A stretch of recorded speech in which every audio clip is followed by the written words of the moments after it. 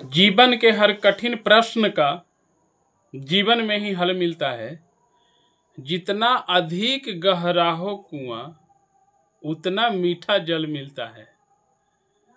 जितना अच्छा कर्म करोगे उतना अच्छा फल मिलता है।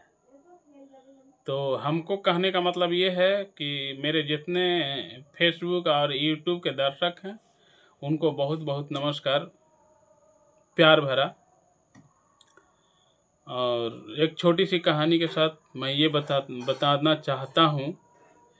देखिए, मैं आप लोग को कोई ज्ञान दाता नहीं हूँ, लेकिन ये मैं कह सकता हूँ कि हम भी जीवन में बहुत सारी ठोकरें खाए हैं। और लोग जो है वही लोग बता सकते हैं जिनके ऊपर बीता हो, या तो ज़्यादा उम्रदार व्यक्ति हैं, वैसे लोग जो है कुछ अनुभव अपना शेयर कर सकते हैं। और या बहुत कम उम्र में बहुत ज़्यादा ठोकरें खा चुके हैं, वैसे व्यक्ति ही एक दूसरे को बता सकते हैं कि क्या अनुभव होता है। तो एक छोटी सी कहानी है कि किसी गांव में एक किसान रहते थे। जब उनका शादी हुआ, शादी होने के बाद एक बेटा का जन्म हुआ। बेटा जब 5 साल का था तो उनका पत्नी का देहांत हो गया, किसी कारणवश मर गई। तो गांव घर वालों ने बोला कि छोटा बच्चा है, इसको लालन पालन कौन करेगा, इसके लिए तुम शादी कर लो किसान को। तो किसान ने सोचा, कुछ दिन रुका, उसके बाद जो है दूसरी शादी कर लिया।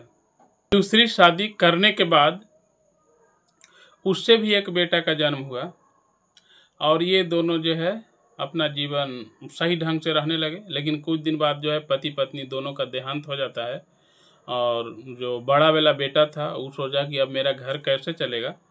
तो इसके लिए अपने रिश्तेदारों के मदद से बड़ा वाला जो सतीला बेटा हुआ वो शादी किया। और शादी करने के बाद जो है घर में 3 परिवार रहने लगे। एक छोटा वाला भाई जो सतीला था, और एक बड़ा भाई, और भाभी जो आई जे। इसके बाद क्या हुआ कि कुछ दिन बाद जो है छोटा वाला भाई का तबीयत बहुत अधिक बिगड़ गया। बिगड़ने के कारण जो है उसको दिखाने में बहुत सारा पैसा खर्च होने लगा। तो बहुत वैद्य से दिखा रहे थे बड़े वाला भैया ख्याल रख करके। लेकिन भाभी ने बोले अपने हस्बैंड जी से कि बहुत खर्च हो रहा है, जे ऐसा कीजिए कि अब तो कुछ मने उतना रहा नहीं, जे छोटा वाला भाई को वैद्य जी से जाके बात कीजिए कि अब जो है दवाई के जगह जहर दे दे, ताकि धीरे धीरे मर जाए और पता भी ना लगे। और जितना जो धन है वो सब हम दोनों का हो जाएगा और कोई भोगने वाला रहेगा नहीं, पार्टनरी। भाई को भी थोड़ा देर के लिए अच्छा लगा और इन्होंने जो है अपने वैद्य जी से जा कर के सलाह लिया कि वैद्य जी आप ऐसा कीजिए कि भले हमसे आप पैसा ज़्यादा ले लीजिए, लेकिन हमारा छोटा वाला भाई को दवाई के जगह पर जहर दे दीजिए। वैद्य जी ने पैसे के खातिर जो है काम तो जो है कर दिए, दवाई के जगह जहर देना शुरू कर दिए।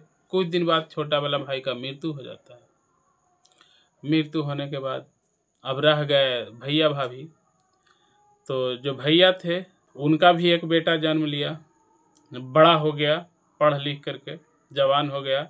शादी विवाह किए अपना बेटा को धूमधाम से। करने के बाद क्या हुआ कि उनका बेटा को भी तबीयत बहुत बिगड़ा तेज। और बिगड़ने के बाद जो है क्या हुआ कि उसी बीच में उनका जो पत्नी थी, बहू, माने जो बड़ा वाला भाई का जो बहू हुई, उसका किसी कारणवश हार्ट अटैक हुआ और चल बसे। तो बच गए बेटा और माता और पिता बच गए। बेटा तबीयत इतना खराब था कि खटिया पर पड़ा हुआ था। इसी बीच जो है पिता भी आ कर के बैठा कि अब क्या करें, पूरा जगह जमीन सब बिक गया था दिखाने में बेटा को, अब कुछ बचा नहीं था। तो आ कर के जो है घर में बैठा हुआ था पिता, और बेटा खटिया पर लेटा हुआ है। तो उसी वक्त जो है बेटा बोलता है भैया। पिता जो है अचंभित हो जाता है कि ये भाई भाई कैसे बोल रहा है, तुम मेरा बेटा है, हम तुमको तबीयत खराब है जो दिखा रहे हैं, तुम बेटा हो। वहाँ पर बोलता है बेटा कि नहीं, आप हमारे भाई हैं, हम छोटा वाला भाई हैं आपका, जो आप हमें वैद्य जी के मदद से जहर दे करके मार दिए थे। वही जो है हम बेटा के रूप में जन्म लिए हैं, और हमारी पत्नी जो वैद्य जी थे वो हमारी पत्नी के रूप में जन्म लिए, जिसे हार्ट अटैक होकर के मृत्यु हुआ। और हम जो है आपका भाई ही हैं छोटा वाला। आपके पास अब कुछ नहीं रहा, सब तो बेच दिए। अब जो है सिर्फ बचा हुआ है तो कफन और लकड़ी का हिसाब बचा हुआ है। और आप जो है भैया अब अपने पुत्र के वियोग में आप भी तड़प कर मर जाइएगा। तो उनके कर्मों का फल इसी जन्म में मिला। और हम अपने फेसबुक दर्शक, यूट्यूब दर्शक से ये कहना चाहते हैं कि कर्म करिएगा अच्छा तो फल मिलेगा अच्छा। जीवन में बहुत महत्वपूर्ण होता है कर्मों का फल, और कहीं मरने के बाद नहीं, जीवन जीते जीते ही सभी भोगना पड़ता है। इसलिए कर्म कीजिए अच्छा। मेरे प्यारे भाई बहन, माता पिता जो भी हैं, मेरे दर्शक, सभी को नमस्कार।